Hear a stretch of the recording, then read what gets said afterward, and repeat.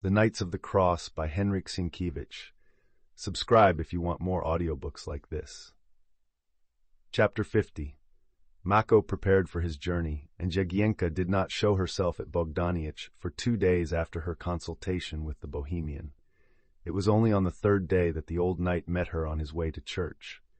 She was riding with her brother Jasiek to church at Krzesnia, and with her was a considerable number of armed servants in order to protect her from Chtan and Wilk, because she was not sure whether Chtan and Wilk were still sick or were planning to harm her. "Anyway, I intended to call upon our own people at Bogdaniec," she said, greeting Mako, "because I have to consult you about a very important affair, but since you are here we can talk about it now." Then she advanced in front of the retinue, obviously to prevent the servants overhearing their conversation. When Mako was near her, she inquired, "Are you surely going?" "If God will, not later than tomorrow." "Are you going to Malborg?" "To Malborg, or any other place according to circumstances." "Now then, listen to me. I have thought a long time about what I ought to do. I want to ask your advice, too. You well know that as long as Papa was alive and the abbot was powerful, it was quite different. Chtan and Wilk also thought that I should choose one of them, so they kept their temper. But now I stand alone without a protector. Then either I shall remain at Zgorzelec in a fortress like a prisoner, or they will do us some harm without fail. Is it not so?" "Yes," said Mako. "I thought of it myself." "And what did you devise?" "I devised nothing, but I must tell you one thing, that we are in Poland, and the law of this country punishes severely those who are guilty of acts of violence." "Very well, but the transgressors have no difficulty in crossing the frontier. Indeed, I know that Śląsk is also in Poland, yet there the princes themselves quarrel and attack each other. If it were not so, my beloved father would still be alive. There are already Germans there, and the times are stormy. They are mischievous, so that if any one of them wishes to conceal himself, he does. It would be easy for me to avoid Chtan and Wilk, but it concerns my little brother. If I should be absent, there would be peace. But if I remained in Zgorzelec, God only knows what ill luck might happen. There would be outrages and fights, and Jasiek is already 14 years old, and nobody, not even myself, can detain him. Upon the last occasion when you came to our assistance, he flew to the front, and when Chtan used his club upon the crowd, he nearly hit him on the head." "Oh," Jasko said to the servants, "those two I will prosecute to the very end. I tell you that there will not be a single peaceful day, and some evil might befall the youngster." "Faith, Chtan and Wilk are dog brothers," said Mako, "although they would not dare lift up their hands against children. Bah, only a knight of the cross would do that. They will not lift up their hands against children, but in case of tumult, or, God forbid, in an incendiary fire, there will be no lack of accidents. Why talk? I love the brother of old Siechova as my own parents, and protection for them from the dear old woman is not wanting, yet without me, would they be safer without me?" "May be," replied Mako. Then he looked slyly at the girl.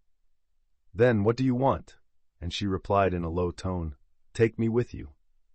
Then Mako, although he easily understood the drift of the conversation, was much surprised. He checked his horse and exclaimed, "Fear God, Jagiełło." But she dropped her head and replied bashfully and sadly, "You may think so, but as far as myself is concerned, I would rather speak out than be silent. Hlava and yourself said that Zbyszko will never find Danusia, and the Bohemians' hope of finding her is even less. God is my witness that I do not wish her evil in the least. Let the Mother of God watch over that poor girl and keep her. Zbyszko loved her more than myself. Well, I cannot help it. Such is my lot. But observe this, so long as Zbyszko does not find her, or as you believe he will never find her, then... "What then?" asked Mako, seeing that the girl was getting more and more confused and stammering. "Then I do not wish to be Madame Chtan, nor Madame Wilk, nor Madame anybody." Mako breathed freely. "I thought that you had already forgiven him." But she, still in a sad tone, replied, "Ah! Then what are your wishes? How can we take you among the Knights of the Cross?" "Not exactly among the Knights of the Cross. I should like to be now with the abbot who is confined in the hospital at Sieradz. He has not a single friendly soul with him. The servants care more for the pitcher than they do for him. Moreover, he is my godfather and benefactor. If he were well, I would have sought his protection all the same, because the people fear him." "I shall not dispute that," said Mako, who, as a matter of fact, would be glad that Jagiełło should not go with him, for he well knew the Knights of the Cross, and he was thoroughly convinced that Danuska would never come out alive from their hands. "But only this I tell you, that to travel with a girl is very troublesome. Maybe with others, but not with me.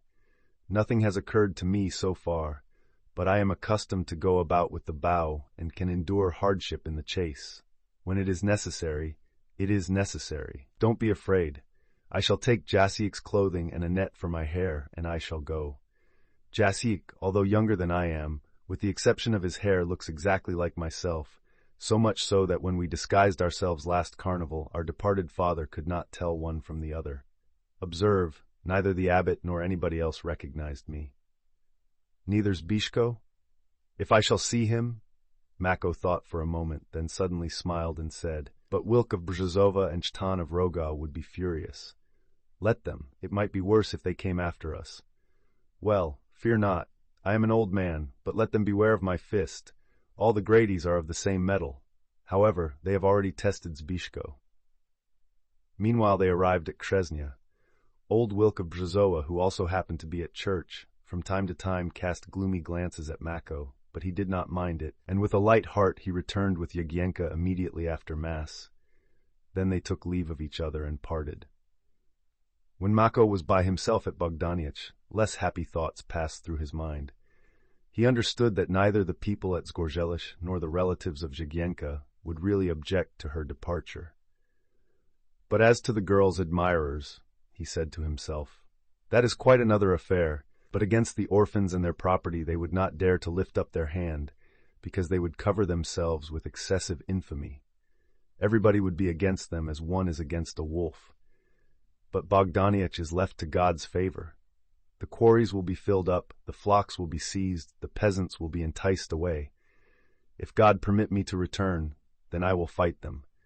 I shall send out bands, and fight them not with the fist, but with the law. Only let me return, and if I do, they will combine against me because I have spoiled their love affair, and if she goes with me, they will yet be more rancorous."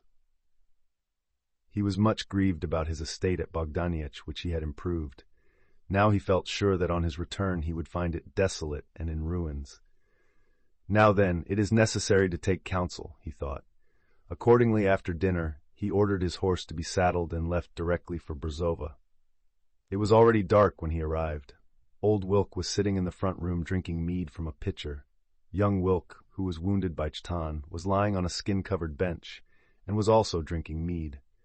Mako entered unexpectedly and remained standing upon the threshold with a stern look on his face, tall, bony, armed only with a big saber at his side.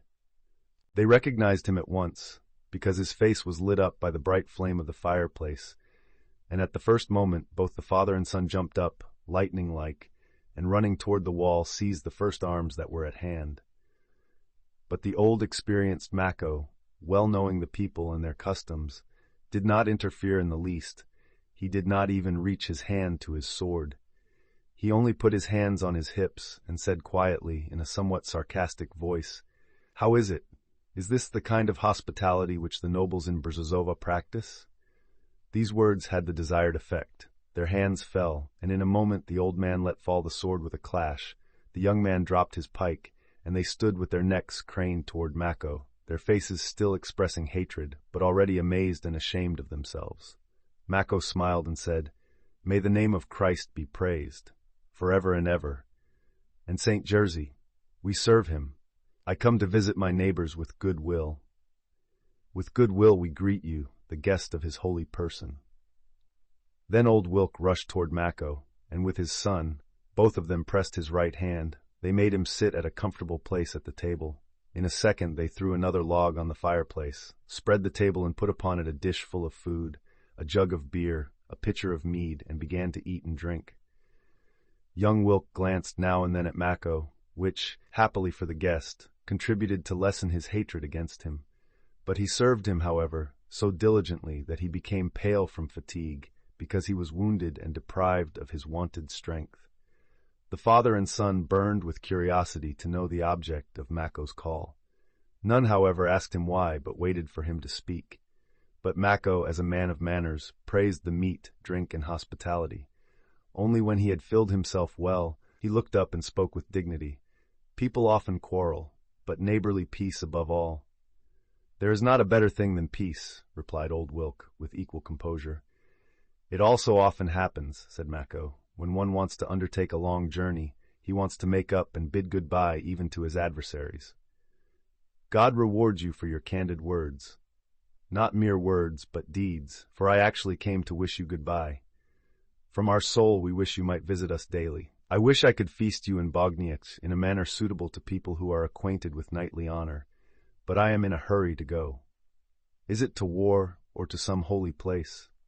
I should like to go to one of the two, but the place I am going to is worse, for I am going among the Knights of the Cross. Among the Knights of the Cross, exclaimed both father and son.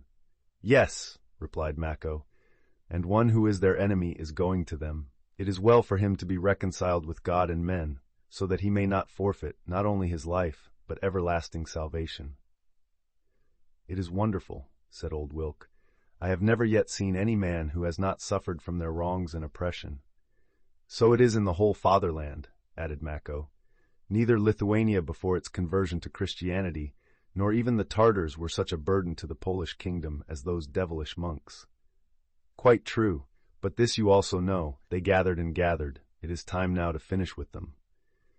Then the old man spat in his hands, and young Wilk added, It cannot be otherwise now. It will come to pass surely, but when? We cannot do it. It is the king's affair. It may be soon or not. God only knows. But meanwhile I must go to them. Is it not with ransom for Zbyszko? As his father mentioned Zbyszko's name, young Wilk's face became pale with hatred. But Mako replied quietly, May be with ransom, but not for Zbyszko.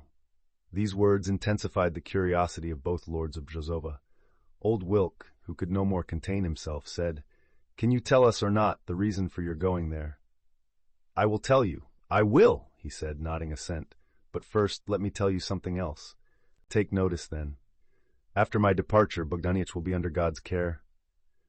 When Zbyszko and myself were fighting under Prince Witold, the abbot, also Zeke of Zgorzelce, looked somewhat after our small property. Now we shall miss even that little.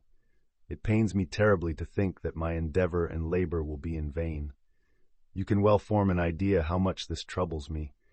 They will entice away my people, plow up the boundaries. They will take away my herds. Even should God permit me to return, I shall find my property ruined. There is only one remedy, only one help, good neighbor. For this reason I came to ask you as a neighbor that you would take Bogdaniec under your protection and see that no harm is done. Listening to Mako's request, old Wilk and his son exchanged looks. Both of them were amazed beyond measure. They were silent for a moment, and neither could muster courage enough to reply. But Mako lifted another cup of mead to his mouth, drank it, then continued his conversation in as quiet and confiding a manner as though the two had been his most intimate friends for years. I have told you candidly from whom most damage is expected. It is from no other quarter but from Chtan of Rogo. Although we were hostile to each other, I fear nothing from you, because you are noble people who would face your adversaries, yet would not revenge yourselves by acting meanly. You are quite different. A knight is always a knight, but Chtan is a prestak, churl. From such a fellow, anything might be expected, as you know. He is very bitter against me because I spoiled his game with Jagiełło. Whom you reserve for your nephew, burst out young Wilk. Mako looked at him and held him under his cold gaze for a moment. Then he turned to the old man and said quietly, You know, my nephew married a rich Mazovian proprietress and took considerable dower. Silence more profound than before again reigned for a while. Both father and son gazed at Mako with their mouths wide open for some time. Finally the old man said, Oh, how is that? Tell us. Mako appeared not to notice the question and continued, This is the very reason why I must go, and why I also ask you, as worthy and upright neighbors, to take care of Bogdaniec when I go, and see to it that nobody damages my property. Have your eye especially upon Chtan and protect me against him. During that time young Wilk, who was quick to understand, reflected that since Zbyszko had got married, it would be better to be in friendship with Mako, because Jagiełło confided in him and did nothing without asking his advice. Thus, new prospects suddenly presented themselves before his eyes. It is not enough. We must not only not oppose Mako, but endeavor to be reconciled with him, he said to himself. Therefore, although he was somewhat under the influence of drink, he quickly stretched his hand under the table and grasped his father's knee and pressed it vigorously as a sign for his father to be careful in his speech, but said himself, we do not fear Tan. Let him only try. He wounded me with the platter, true, but I too have given him such a sound drubbing that his own mother could not recognize him. Fear nothing. Be at your ease. Not even one crow shall be lost at Bogdaniec. I see you are upright people. Do you promise me? We promise, both exclaimed. Upon your knightly honor? Upon knightly honor. And upon your escutcheon? Upon the escutcheon, yea, upon the cross too. So help us God. Mako smiled with satisfaction and said, Well, this is now with you, and I am confident you will do it. If so, let me tell you something more. Zyk, as you know, appointed me guardian of his children. I have therefore spoiled both Chtan's incursions and your young man at Zgorzyce. But now, when I arrive at Malbork, or God knows where, what then will become of my guardianship? It is true that God is a father of the fatherless, and woe to him who shall attempt to harm her. Not only will I chop off his head with an axe, but also proclaim him an infamous scoundrel. Nevertheless, I feel very sorry to part, sorry indeed. Then promise me, I pray, that you will not only yourself not do any harm to Zyk's orphans, but see too that others do not harm them. We swear, upon your knightly honor and your escutcheon, upon knightly honor and escutcheon. Also upon the cross too. God hears it, amen, concluded Mako, and he breathed deeply, because he was sure that they would not break such an oath. Even if they were provoked, they would rather gnaw their fists with anger than perjure themselves. Then he began to take leave, but they insisted upon his remaining. He was obliged to drink and fraternize with old Wilk. But young Wilk, contrary to his custom to look for quarrels when drunk, this time limited his anger to threats against Chtan, and ran around Mako so assiduously as though he were to obtain Jagiełło from Mako the following morning. Toward midnight he fainted from overexertion, and after they revived him, he fell asleep like a log. Old Wilk followed the example of his son, so that when Mako left them, they were lying under the table like corpses. Yet Mako himself had an extraordinary head and was not so much affected by the drink, but was cheerful. When he returned home, he reflected with joy upon what he had accomplished. Well, he said to himself, Bogdaniec is safe, and so is Zgorzelets. They will be raging when they hear of Jagiełło's departure, but she and my property are safe. The Lord Jesus has endowed men with skill, so that when one cannot make use of his fist, he uses his mind. The old man will surely challenge me when I return home, but it is not worth while to think about it. Would to God that I might entrap the Knights of the Cross in such manner. But it will be a difficult task with them. With us, even when one has an affair with a dog brother, nevertheless, if he takes an oath on his knightly honor and escutcheon, he will keep it. But with them, an oath has no value. It is like spitting upon the water. But may the Mother of Jesus assist me, that I may be as serviceable to Zbyszko as I have been to Ziko's children and Bogdaniec.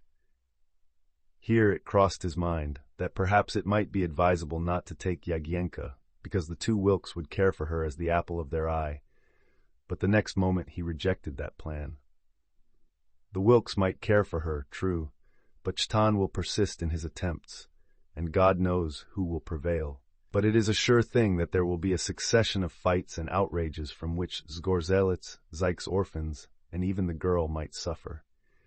It will be an easy matter for Wilk to guard Bogdaniec, but by all means it will be better for the girl to be as far away from the two murderers as possible, and at the same time to be as near the rich abbot as possible. Mako firmly believed that Danusia would never be rescued from the Knights of the Cross, alive.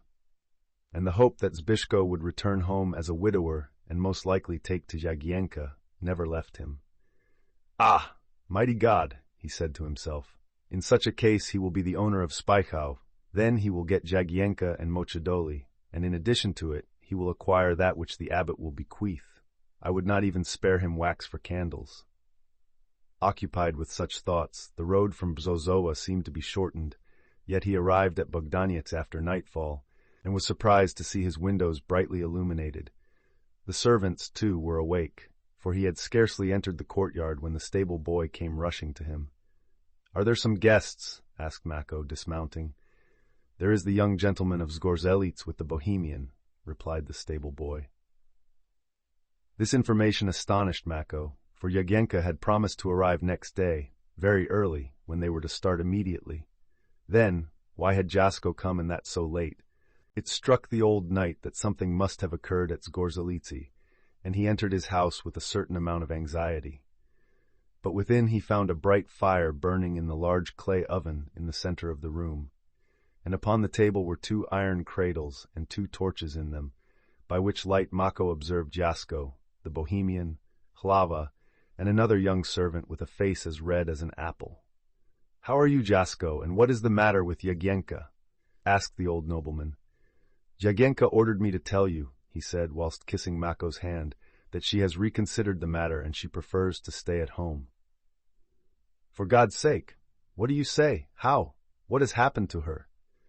But the boy looked at him with his beautiful blue eyes and smiled. "What are you prating about?" But at this moment the Bohemian and the other boy also burst out laughing. "You see," exclaimed the disguised boy, "who could recognize me? You even have failed to recognize me." Then Mako looked at the lovely figure carefully and exclaimed, "In the name of the Father and Son, it is a true carnival. You also here, croaking thing. Why? Yes, why? Those who are on the road have no time to lose. Is it not tomorrow at dawn that you were to leave?" "Certainly, tomorrow at dawn, so that all may know. Tomorrow they will think at Zgorzelets that I am your guest, and they will not notice it till the day after tomorrow. Sichechowa and Jashik know it, but Jasko promised, upon knightly honor, that he will tell only then, when the people begin to be restless. How is it you did not recognize me?" Now it was Mako's turn to laugh. "Let me have a good look at you. You are an excessively fine boy, and singularly so. From such one might expect to raise a good breed. I justly declare, if this fellow were, pointing at himself, were not old, well. But even thus I tell you, keep off, girl, from creeping under my eyes. Stand back." And he began to threaten her with his finger, but looked at her with much pleasure, because such a girl he never saw before. Upon her head she had a silken red net, and a yellow jacket upon her body, and the breeches ample round her hips and tighter above them, of which one little leg was of the same color as the cap net upon her head. The other had longwise stripes, with a richly covered little sword at her side, smiling and bright like the dawn. Her face was so exquisite that he could not take his eyes off her. "My God," said the overjoyed Mako, "she looks like some marvelous young lady, or like a flower, or something else. And this one here, I am sure it must also be somebody in disguise?" "This is Sichechowa," answered Jagiełło. "It would be improper for me to be alone among you. How could I? Therefore I have taken Anulka with me, so that 2 courageous women will be of help and service. Her also nobody can recognize." "There, old woman, you have a marriage feast. One is bad enough, now there will be 2. Don't tease. I am not teasing, but everybody will recognize you and her in the daytime." "Pray, and why?" "In order to go on their knees to you and to her also." "Oh, give us peace." "You shall have it, I am not in a hurry. But will Chan or Wilk let you have peace? God knows. Do you know, Bertie, where I have just been?" "Why, at Brzozowa." "For God's sake, what are you saying?" "It is true as truth itself that the Wilks protect Bogdaniec and Zgorzelets against Chtan. Well, it is an easy matter to challenge an enemy and fight him, but to make your enemy into a protector of your own property is a very difficult task." Then Mako related his adventures with the Wilks, how they had become reconciled to each other, how he had got advantage over them. To this she listened with the greatest wonder, and when he concluded she said, "The Lord Jesus did not stint you in craftiness, and I observe that you will always be successful in your undertakings." But Mako shook his head, as though he felt sorry. Daughter, if that were so, you would have long ago become the lady of Bogdaniec." Upon hearing that, Jagiełło looked at him with her lovely blue eyes for a moment, then she approached him and kissed his hand. Why do you kiss me? Inquired the old knight. Nothing. I only wish to bid you good night, because it is getting late, and tomorrow we must get up early for our journey. She then embraced Sienkiewicz and left, and Mako led the Bohemian to his room, where they stretched themselves upon aurochs skins and both fell sound asleep. Remember to subscribe.